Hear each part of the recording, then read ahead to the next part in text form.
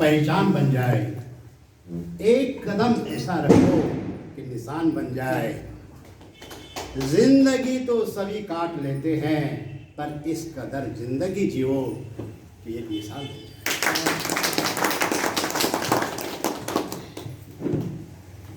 आज के आखिर चैरिटेबल ट्रस्ट श्रीनगर गढ़वाल के शिव दर्शन सिंह नेगी स्मृति आखिर विज्ञान शिक्षक सम्मान वर्ष 2023 में उपस्थित अति विशिष्ट अतिथि डॉक्टर अनुपमा जी, संरक्षक जिनके कि यहाँ पे मेंबर के रूप में श्री पटवा जी उपस्थित हैं, विशिष्ट अतिथि श्री गुसाई जी और उस सम्मानित शिक्षक श्री चमोली जी और यहाँ पर उपस्थित हर एक महानुभाव तथा इस ट्रस्ट के अध्यक्ष श्री रावत जी और उनकी संपूर्ण टीम, मैं आप सभी को बहुत बहुत धन्यवाद करता हूँ कि आपने मुझ जैसे एक सामान्य विद्यार्थी को, व्यक्ति को इतना बड़ा मौका दिया है, सम्मान दिया है। इतना सब कुछ मेरे संबंध में बताया गया, परंतु सच पूछिए, मैं अंदर से आधुनिक विद्यार्थी हूँ जो कि किताब के अलावा, साइंस के अलावा सीखने का प्रयास कर रहा हूँ कि कैसे कोई व्यक्ति, कोई विद्यार्थी कमियों में रह करके, अभाव में रह करके, परेशानियों में दब करके भी वो जिंदगी में वो बड़ा से बड़ा काम कर सकता है। जबकि ये साइंस का युग है, टेक्नोलॉजी का युग है, आह्वान का युग है, जिसको कि गलत नाम से कलयुग कहा गया है। आज हमें यहाँ से ये समझना होगा, ये कलयुग अपॉर्चुनिटी का युग है। कौन सा जमाना ऐसा था जबकि हम एक बटन दबाते थे और संपूर्ण दुनिया की जो भी सूचनाएं हमें चाहिए होते हैं वो हमारे सामने प्रस्तुत हो जाती हैं। इसलिए सबसे पहले हमें दिल से स्वीकार करना है, हर समय ये अपॉर्चुनिटीज का युग है। जब हम ये मान लेते हैं तो सचमुच हमारे सामने एक से बढ़ करके एक अपॉर्चुनिटी पैदा हो जाती है और हम जो कुछ करना चाहते हैं उस तरफ हमारे कदम बढ़ने लगते हैं। न्यूरोसाइंस की रिसर्च के अनुसार, जिसका कि मैं भी स्टूडेंट हूँ, ये पाया गया है कलयुग शब्द के कहने से वह दुनिया के अंदर जो कलयुग को बुरे नाम से पुकार रहे हैं उनकी क्षमताएं कमजोर हो रही हैं। इसका मैं प्रत्यक्ष उदाहरण दूंगा। जब हम ये कहते हैं युग गलत है, खराब है, इस युग में तो अच्छा होता ही नहीं है, तो सबसे पहली चोट मैं अपने ऊपर मारता हूँ। क्षमताएं अनंत होते हुए भी मैं अपने आप को कमजोर साबित करने लगता हूँ। यह नया साइंस, इस साइंस की तरफ मैं आप सभी का ध्यान खींचना चाहता हूँ। मैं इसको आगे बढ़ाऊँ से पहले मैं फिर से फिजिक्स के प्रोधा श्री शिव दर्शन सिंह नेगी जी को मैं दिल से सम्मान करता हूँ। मैंने भी 5 साल उनके साथ काम किया। जब एक बुक की रचना कर रहे थे तो उनके घर पे जाकर के 5-7 दिन हमने इस पर काम किया। मेरा सुझाव था, जिस फिजिक्स को हम न्यूटन्स लॉ को F=ma कह रहे हैं, उसमें थोड़ा सा कुछ और गुंजाइश है। थोड़ा सा इस बात को मैं यहाँ पर कहना चाहता हूँ, जो फिजिक्स का नियम है F=ma, force mass into acceleration, वो कहाँ से निकला? थोड़ी सी मैं 2 बातें कहना चाहूँगा। F is proportional to m, F is proportional to a, F is therefore proportional to ma। और हम क्या करते हैं? F इज इक्वल टू के एम ए कहते हैं और के को 1 मान करके हम कह देते हैं F is equal to M A. मैं ध्यान खींचना चाहूँगा आपका इस प्रयोग के जरिए, क्योंकि मैं जो भी काम कर रहा हूँ प्रैक्टिकल कर रहा हूँ। ये हमारे पास कोई वस्तु है और इस वस्तु को हम चलाने की कोशिश कर रहे हैं, तो जितना इस पे फोर्स लगाएंगे उसी ढंग से ये आगे बढ़ेगा। अगर गौर से देखिएगा, ये हमारे माइंड के अंदर भी चलता है, मिसकॉन्सेप्शन या कॉन्सेप्शन। ओके, ये जो फोर्स लग रहा है इसके ऊपर, इस फोर्स के कारण क्या ये वस्तु आगे निकल जाती है? इसको तब समझने के लिए हमें पहले इसकी रचना को समझना पड़ेगा। इसके अपने अंदर एक बनावट है जिसमें forces of action and reactions होते हैं, और जब ये forces of action and reactions बहुत ज़्यादा हो जाते हैं तो हम बड़ा बल भी लगाते हैं पर ये चल नहीं पाते। बहुत क्लियर है। अब हम इससे बाद में कहाँ उपयोग करेंगे, इसको थोड़ा और ध्यान देने के। अब माना कि मैंने इसको चलाने की कोशिश की, वो forces of action and reactions 100 Newton के हैं। मैंने इस पर फोर्स लगाया 10 न्यूटन्स का, स्वतः ही ये 100 न्यूटन्स का फोर्स मेरी तरफ लगा रहा होगा। मैंने 10 न्यूटन्स का फोर्स इसकी तरफ लगाया तो ये चलेगा नहीं। परंतु ये स्टैटिक स्थिति है, हर दिन हमारी जिंदगी में ही हो रहा है। बाद में इसको माइंड के ऊपर मैं प्रयोग करूँगा। मैंने फोर्स इंक्रीज किया 90 तक, 99 तक पहुँच गया मैं, अभी भी स्टैटिक स्थिति में, चलने की स्थिति में नहीं है। कोशिश तो है पर चल नहीं रही है। अब मैंने इसको 100 न्यूटन्स किया, ये भी 100 न्यूटन्स मेरे ऊपर एक्सर्ट कर रहा है फोर्स, ये इक्विलिब्रियम है। अब ये चलने की स्थिति में है। जब ध्यान से देखिएगा, हाँ, हमको प्रॉब्लम कहाँ से आती है जिंदगी में, उसकी तरफ मेरा इशारा है। अब जैसे ही मैं थोड़ा सा एक और न्यूटन लगाऊंगा, 101 माने नया सिर्फ 1, तो ये अब चल जाए। मेरा सवाल ये है, ये वस्तु 101 न्यूटन से चली या 1 न्यूटन से चली? 1 से चली, बाकी तो सब न्यूट्रलाइज करने के काम आया। एग्जैक्टली, से यस और नो? चलिए, सारा साइंटिफिक है, दिमाग कैसे काम करता है उसकी तरफ मैं बाद में आने की कोशिश। अब जरा देखिएगा, पहले तो इसमें फोर्सेज ऑफ एक्शन और रिएक्शन का पता नहीं था, पर जैसे ही मैंने कोशिश की उसको चलाने की तो इसमें तो सबसे पहले जड़त्व बल का इनर्शियल फोर्स काम करने लग गया। उसी वक्त इसमें घर्षण भी शुरू हो गया, है ना, और उसके बाद इसमें प्रतिरोध भी मेरे विपरीत में चलना शुरू हो गया, और इतने के बाद तब ये चलने लग गई, पहले नहीं था। अब जरा ध्यान से देखिएगा, मुझे काम दिया गया, आपको ये काम करना है, किसी ने कहा या मैंने खुद इच्छा जाहिर की ये काम करना है। अब क्या हो रहा है, मैंने तो कभी नहीं किया काम। फर्स्ट रिएक्शन, लोग हंसेंगे तो नहीं, मुझे ही क्यों? 3 सेंटेंस मैंने बोले। सेंटेंस माने होता है वाक्य, जो भाषा हम कह रहे हैं वो एक फिजिक्स है, एक मैथमेटिक्स है, वो एक चित्र बनाता है हमारे दिमाग के अंदर और वो काम करता है।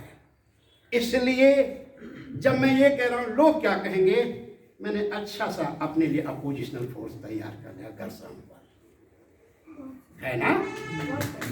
साइंस को समझना है अच्छे से, नया साइंस है ये। हमें लोग कुछ भी कह रहे हों, मुझे तो करना है। तो डिस्टेंस खत्म हो गया ना, कम हो गया ना, और मैंने तो कभी नहीं किया। पहली बार तो लोग खास करते हैं। तो जब हम इस तरीके से अपने को इंटरप्रिटेशन रॉन्ग देते हैं, हमारे से ध्यान से देखिएगा, हमारा ये ब्रेन जो कि इसके अंदर अनंत क्षमताएं हैं, ये कमजोर पड़ जाती है। आज माइंड कमजोर हो रहा है। मैं जिस बात के लिए यहाँ पे डिस्कस करने वाला हूँ वह है मन की शक्ति। हमारे पास सुविधाएं सब हैं, हम मीन्स हमारे बच्चों हमारे पास में कोशिश भी कर रहे हैं। जमाना कह रहा है आगे बढ़ो। तस्वीर देखते हैं कि जैसे ये व्यक्ति आगे बढ़ रहा है, मैं भी आती हूँ, बार बार आता है बच्चों में भी, मैंने तो आईपीएस बनना है, मैंने तो साइंटिस्ट बनना है। हम भी बोलते हैं कुछ, वो भी बोलते हैं, सब बोलते हैं, और बन तो सकते हैं, ये बात तो पक्का है, पर क्यों नहीं बनते हैं, इस पे थोड़ा सा जो पूरी रिपोर्ट WHO की है उसमें आपको बताना चाहता हूँ। ये पाया गया है कि ठीक है, वो तो ठीक हमारा सपना है, हम कर सकेंगे उसको, लेकिन आजकल के युग में जब तक हमने 3 चीज़ों को ठीक से नहीं समझा, ये बहुत बड़ा साइंस है न्यूरो साइंस, इसमें युग इस समय ग्लोबलाइजेशन का है। का मतलब एक छोटी सी भी घटना पूरे वर्ल्ड के अंदर फैलाने लायक है, आया ना? यस। कोई छुपा हुआ कुछ नहीं है, कभी कोई घटना है पूरे वर्ल्ड के अंदर पहुंच जाती है ग्लोबलाइजेशन। हम ऐसे युग में जी रहे हैं। Number 2, specialization. वहां तक हम तब पहुंच पाएंगे ठीक ठीक जबकि हम बड़े स्टेप नहीं, बड़ा काम करने के लिए बड़े स्टेप की जरूरत नहीं पड़ती है, बड़े काम के लिए छोटे स्टेप की जरूरत पड़ती है। इधर देखिएगा, मैं आपको बताता हूं, मैं यहां से और यहां तक नापना चाहता हूं, राइट? तो मैं इसको कैसे समझ पाऊंगा? जब मैं किलोमीटर का पैमाना लूंगा, नहीं नाप पाएगा। मैं 10 मीटर वाला फीता लूंगा तब भी नहीं नाप पाऊंगा। जब मैं मीटर या सेंटीमीटर वाला लूंगा, 1 मीटर, 2 मीटर, 3 मीटर, आंसर आ गया ना। छोटी चीज बड़ी कैसे होती है, ध्यान से देखिएगा। अब मैंने मिलीमीटर लिया, सेंटीमीटर लिया, बहुत बड़ा। फिर मैंने मिलीमीटर, कितने मिलीमीटर हैं? 1000, संख्या बढ़ दी, आया ना? छोटी और बड़ी कैसे होती चीज, दिमाग कैसे पकड़ता है किस चीज को बड़ा करना। तो ऐसे ही लाइफ में हम जो नहीं चाहिए उसको कैसे डिलीट करें, जो चाहिए उसको कैसे हम ऐड करें, इन तमाम चीज़ों का भी डॉक्टर पांडे ने बड़ा अच्छा से बताया। थोड़ा सा मैं उसमें मैं एडिशन कर रहा हूँ, प्लस माइनस इनटू डिवाइड। अभी तक हमने ये चीज़ें बाहर पढ़ी, चीज़ें जुड़ती गई, कलेक्ट करते रहे, एडिशन हो गया, उसमें से कुछ निकाल दो, सब्ट्रैक्शन हो गया, उस पर कई बार उसको रिपीट करते रहो, मल्टीप्लाई हो गया, उसको डिवाइड करते रहो, हर तक बांटो, तो ये डिवीजन हो गया। अभी तक ये बाहर थे, मगर मन के अंदर हमारा प्लस माइनस इनटू डिवाइड क्या होता है? सब चीज दुनिया के अंदर जो कुछ भी हो रहा है उसको एक्सेप्ट करें। एक ब्रेन के, माइंड के बड़े होने के लिए उसको सबसे पहले एक्सेप्ट करेंगे, वो एडिशन होता है। अगर मैं कहूँ कि नहीं इतना ही बुरे लोगों के पास नहीं जाऊंगा, मैं भला इंसान बन ही नहीं पाऊंगा। बुरे को भी टच करिए, बुरे को भी साथ दीजिए, तभी तो हमारे अंदर भलाई आएगी। भूखा आदमी बड़ा काम कैसे करेगा? वो भूख करेगा। एडिशन सब्ट्रैक्शन का मतलब होता है हमारा ब्रेन ऐड तो कर लेता है, एक्सेप्ट करके सब चीज़ें ऐड हो गई, इतनी इंफॉर्मेशन आ गई, ऐड हो गई। ब्रेन डिलीट करना नहीं जानता है, नहीं करता वो डिलीट करने का तरीका है, हमारे दिमाग के अंदर करोड़ों चित्र बने हुए हैं, करोड़ों व्यक्तियों, घटनाओं और ऑब्जेक्ट्स की, और वो अलग अलग तरीके से हमारे अंदर छुपे हुए हैं, और वो इस कदर हैं कि यदि हमने उनका कंसोलिडेटेड एक खास पिक्चर नहीं बनाई जो जिंदगी में चाहिए, तो समझ लीजिए हम लाइफ में हमेशा कंफ्यूज हैं। क्लियर? हमें क्या करना है? हमारे अंदर इतने सारे हमारे अंदर अच्छे और खराब पिक्चर बन गई है कि हमें पता ही नहीं लगता है कि क्या हम करना क्या नहीं करना। उसी डाउट में हमारी जिंदगी को हम जी रहे हैं। अगर हमें बेटर जिंदगी जीनी है तो हमें सबसे पहले अपने अंदर जो सूचनाएं तमाम टाइप की गई है उसमें नेगेटिव को भगाने के लिए ये काम करना पड़ेगा। दिन भर में सूचनाएं आई, शाम को, दिन में, सुबह, जब भी टाइम मिले बैठें, 5-10 मिनट निकालें और जितनी सूचनाएं आई हैं उसमें से उन सूचनाओं को निकालें जो हमें चाहिए।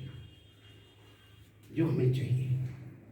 जब हम उस सूचना पे काम करते हैं तो वो ऊपर बढ़ जाती हैं, और जिस पे नहीं काम करते हैं वो अपने आप पीछे हो जाती है, डिलीट हो जाती है। हमारे घर में कुछ महीने पहले नए बर्तन आए थे, हमने कहा इनको बाद में यूज़ करेंगे, कहीं रख दिए, बहुत अच्छे थे वो। और कुछ ऐसे बर्तन चाहिए जिनका हम हमेशा यूज़ कर रहे हैं और उनसे हम बिल्कुल ट्यून्ड हो गए, उसके हम उपयोग कर रहे हैं। अब एक मेहमान आता है, उस वक्त यार वो नए बर्तन कहाँ हैं? यहाँ पर तो वही दिखाई दे रहे हैं जिनका हम उपयोग करते हैं। कहाँ रखे बेटा? पता नहीं, नए बर्तन थे पर हमने टच नहीं किए, सामने नहीं है तो डिसअपियर हो जाते हैं, डिसअपियर हो जाते हैं। जिसको हम टच नहीं करते वो डिसअपियर करते हैं। जिस पे हम काम करते हैं वो आगे आ जाता है, वो हमारा ब्रेन पकड़ लेता है और हमारा ब्रेन ठीक वैसे ही काम करता है जैसे हमको सुझाव देते हैं। यहाँ से नेगेटिव शुरू होता है, जिसको जो चीज़ हमें नहीं चाहिए उसको छूना ही नहीं। ऑटोमेटिक हमारे अंदर जो चाहिए उसकी बार बार पिक्चर बनाएंगे, बड़ी होती रहेगी पिक्चर, ऑटोमेटिक नेगेटिव बाहर भग जाएगा। ये नेगेटिव है माइंड का कॉन्सेप्ट।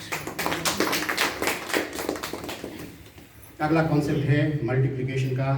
जो हमारे अंदर अब बचा हुआ है उसको बार बार फील करें, फीलिंग करें।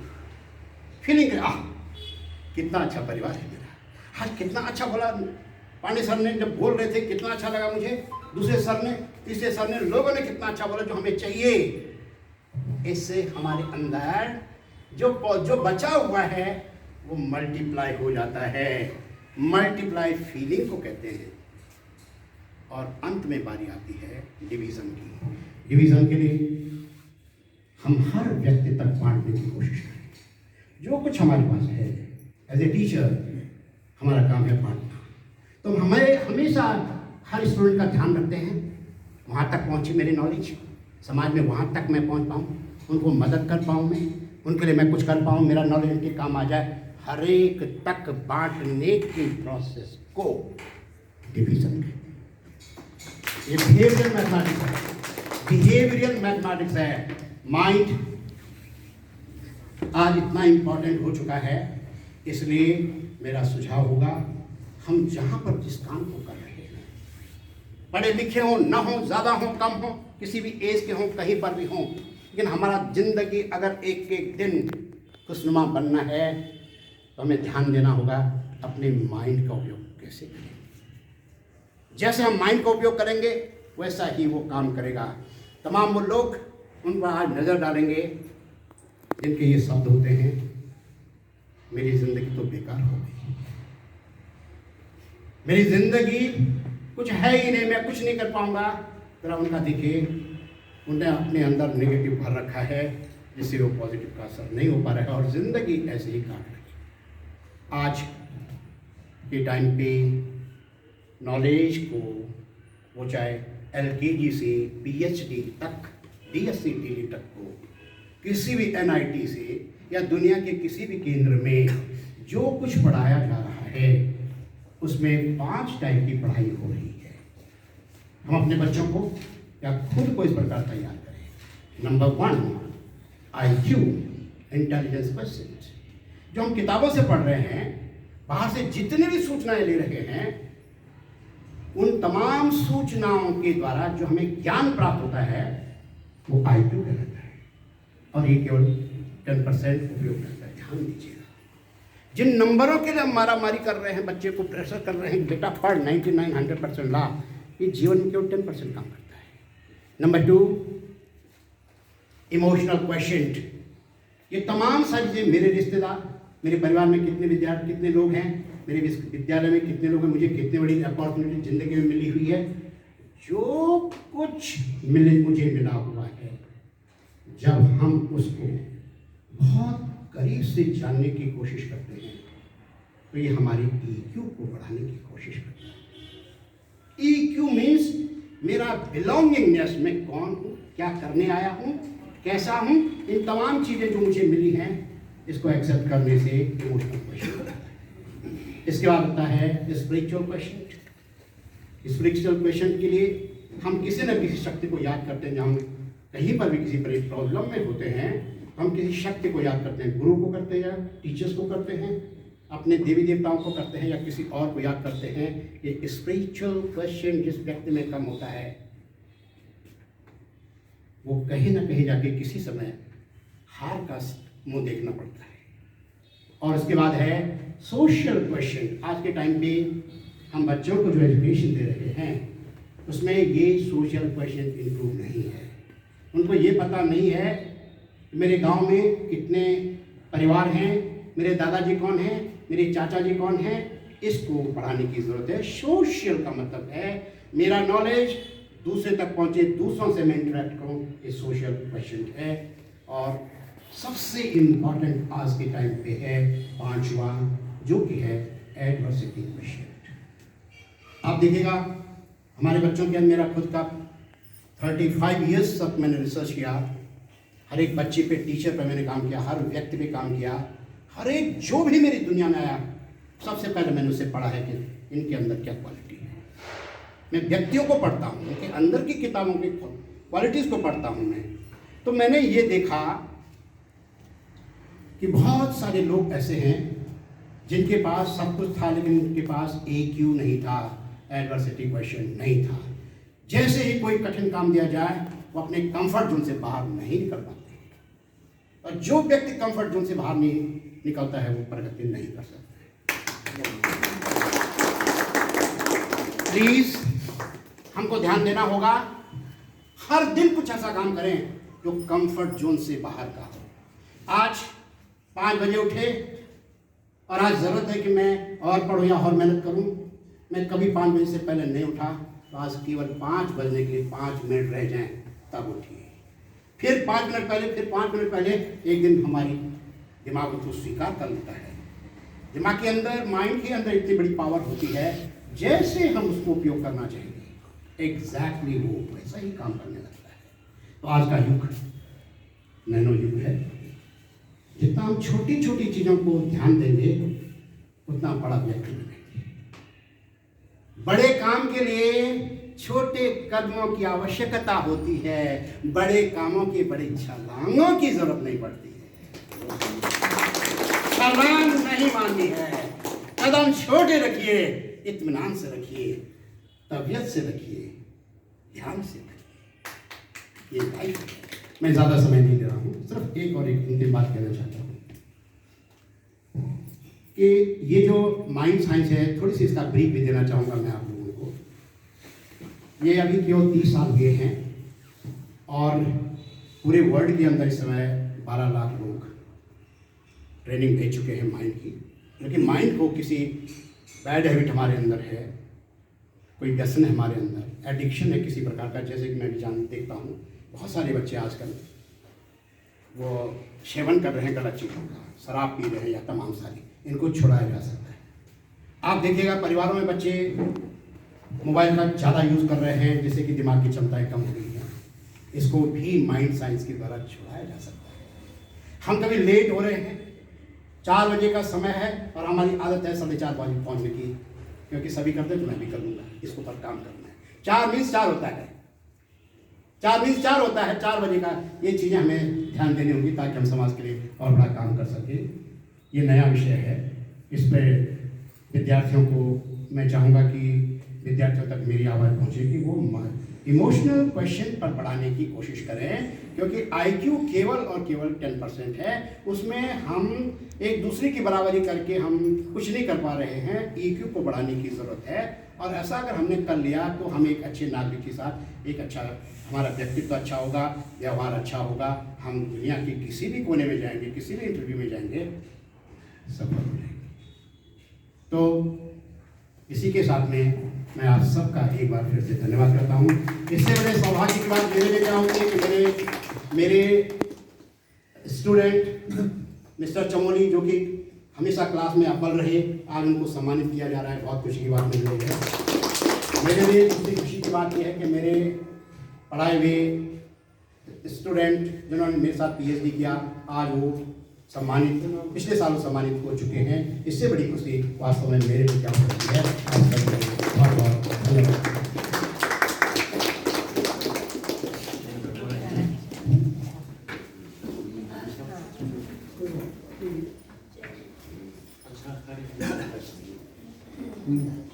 हमेशा।